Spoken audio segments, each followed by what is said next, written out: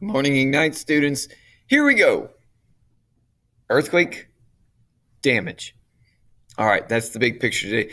We're going to talk about different things that specific types of damage earthquakes cause, and then we're going to measure earthquakes. We're going to get some distances. We're going to talk about S&P waves, and we're going to figure out the deep down how and why we know what's in the earth. Sounds like a good day. All right. First of all, building damage. Real simple. 1964 earthquake in Alaska was the biggest to hit the U.S. In history. Anything over 2 stories was damaged, period, in the earthquake. It led to some of the most improved building codes, and everybody whines sometimes. People sometimes whine about building codes. Why do we have to do this? Why do I have to have brackets on my deck? Why do I have to have brackets in the roof? Well, because brackets on roofs prevent the roof from coming off in a hurricane, right? Brackets on decks do the same thing. Why can't you just use one nail instead of this metal bracket that costs so much more? Because there was an issue once, and then this is fixing it. So, the biggest takeaway is that, like, after other than all buildings were damaged, unreinforced stone and brick masonry was the worst. Unreinforced.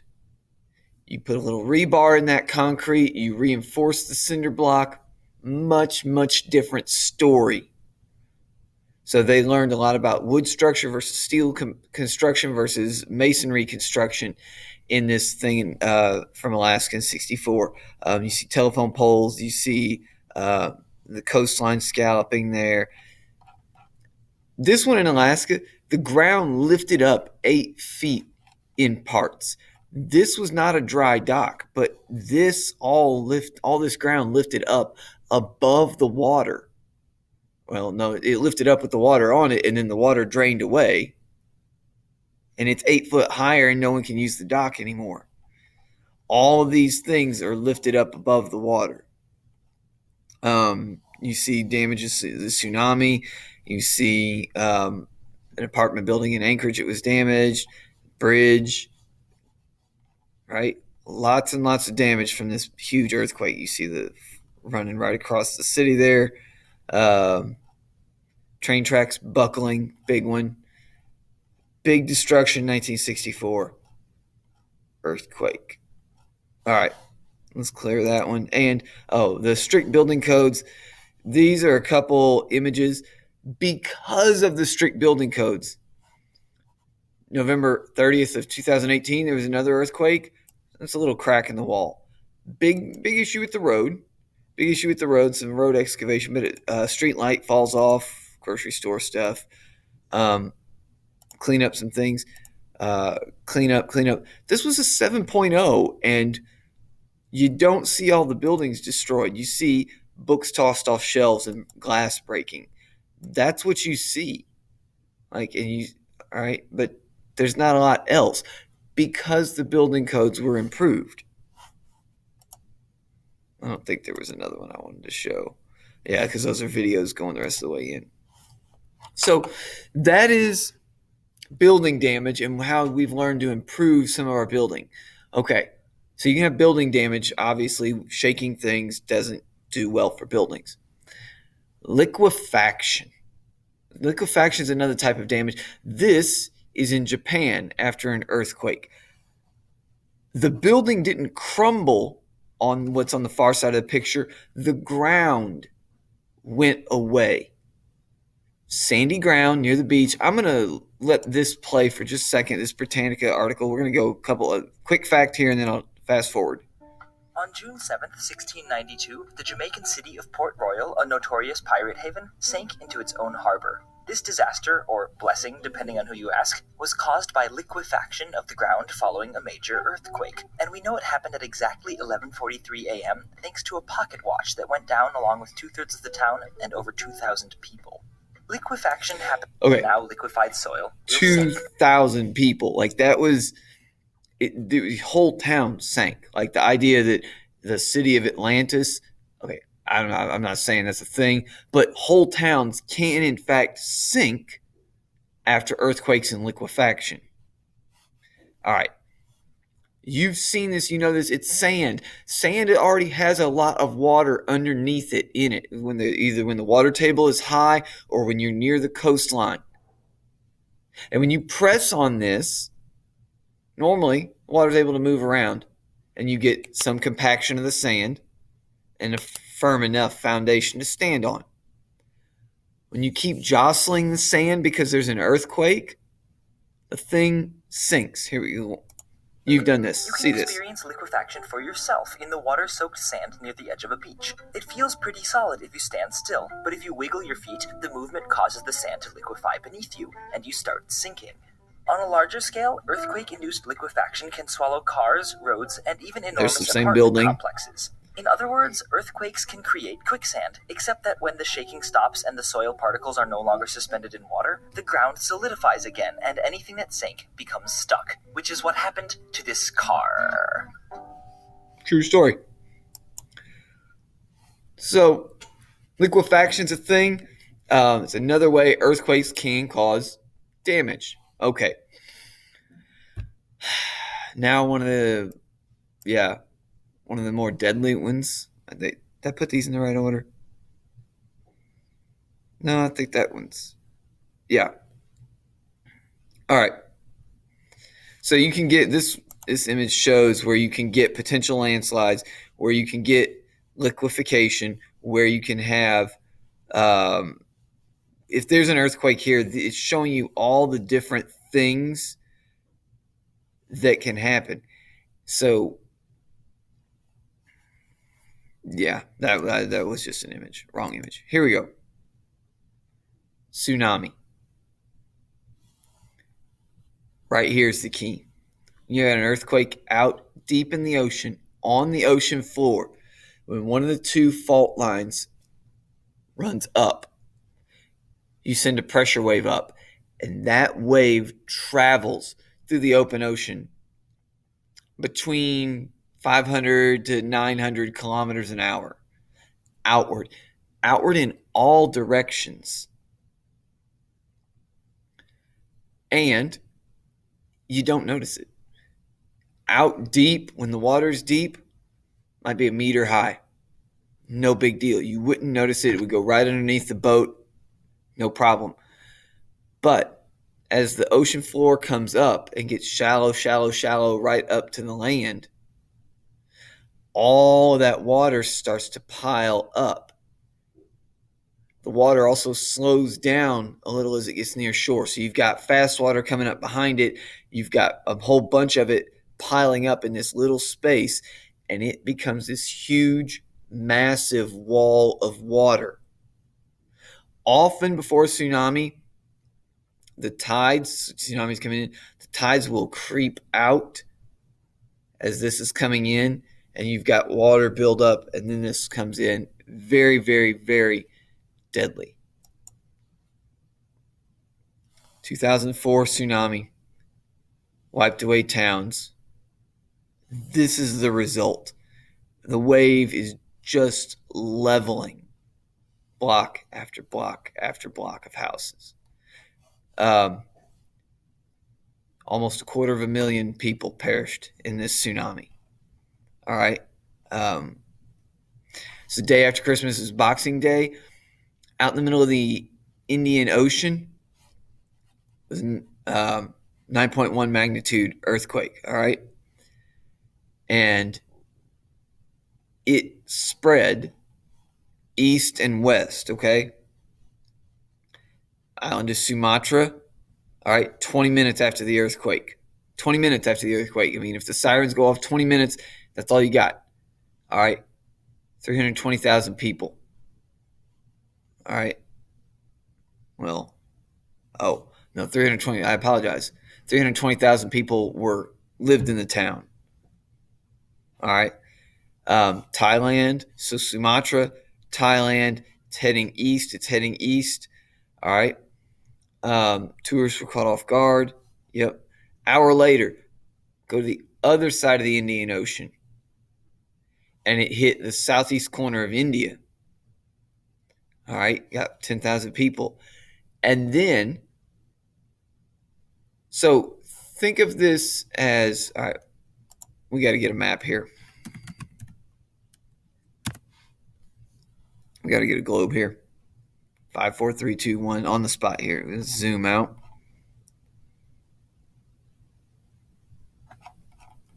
Yeah, I don't think Southeast Missouri is what we're looking for.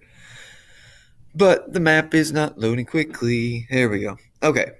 Not that one.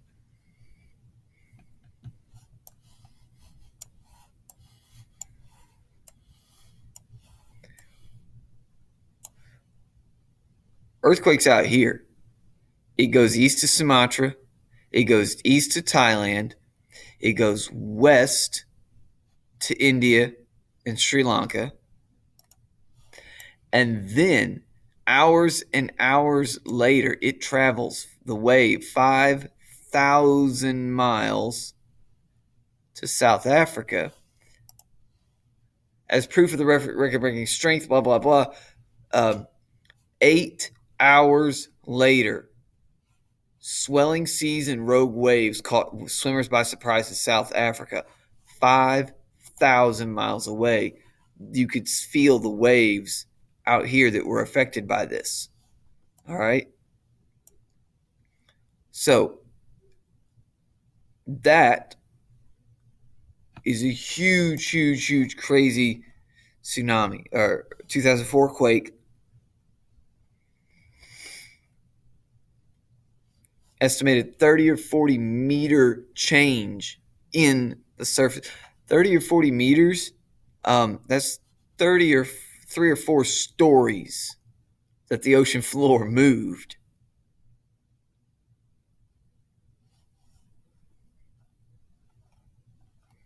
So, all right. Yeah, tsunamis are very deadly danger from earthquakes. Landslides are also an earthquake risk. You know if you're in a region that is probably landslide prone. All right. So, this was another one. I thought this was a good image that the landslide specifically took out just blocks and blocks. This was El Salvador, 2001, USGS served.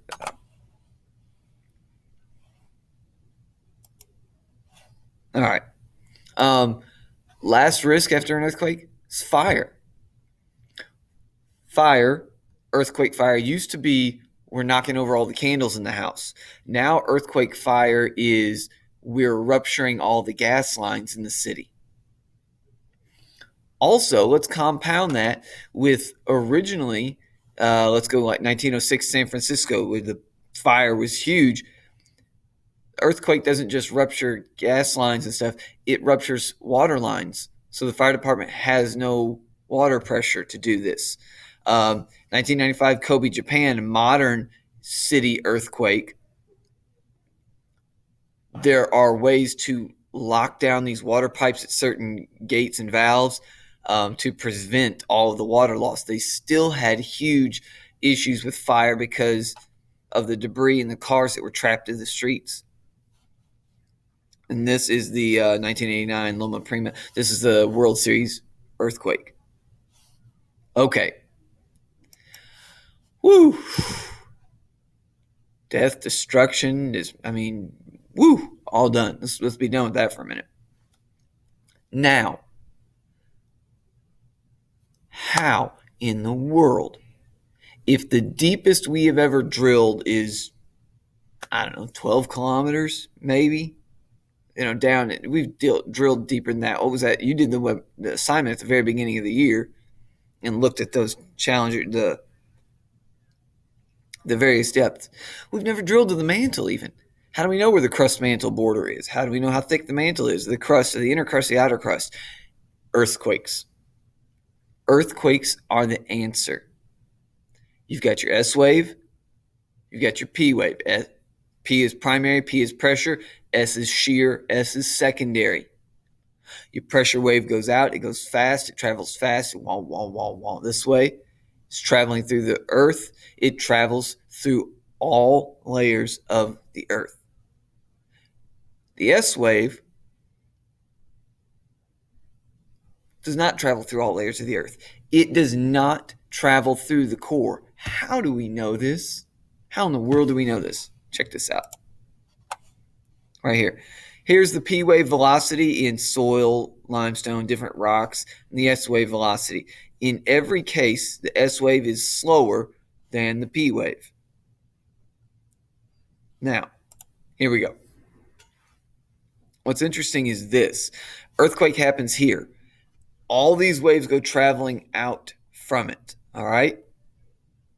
So you've got S in red and P through here. S and P, S and P, S and P, S and P. And then all of a sudden, red stops. Red stops, red stops, red stops. So if I have seismographs all around the Earth and I measure here, here, here, here, and here, I know I'm never going to get the S wave. I'm only going to get the P wave that comes through. But if we've got a seismograph right here, that S wave is just barely going to get to me along with the P wave. I can measure both. And now the seismograph here says, whoop, nope. I measure both. I measure one, or even sometimes none. That is how we do it. Do it all around the Earth. You can get a size of the estimate of the core based on this angle right there and where the waves are visible and where they're not. P wave shadow zone is interesting because, yes, the P waves travel through the core, but they bend at the core. So you've got S and P all the way out here, and then this stops both. And then all of a sudden you get this weird thump. You get this reflection. This refraction and this refraction of this P wave. So there's actually nothing right here. And then you get P waves back through here. Obviously, this is just showing several of these. The ones that come in steep will bounce off the inner core. The ones that come straight in will go through the inner core, but they're going to bend at every change, and you do get these weird patterns. That's ideal. That would be the mathematical perfect one if everything was a perfect sphere and all the rock was uniform and even. Let's get a real thing. All right. So IRIS is a research place. It's .edu. It's an awesome resource.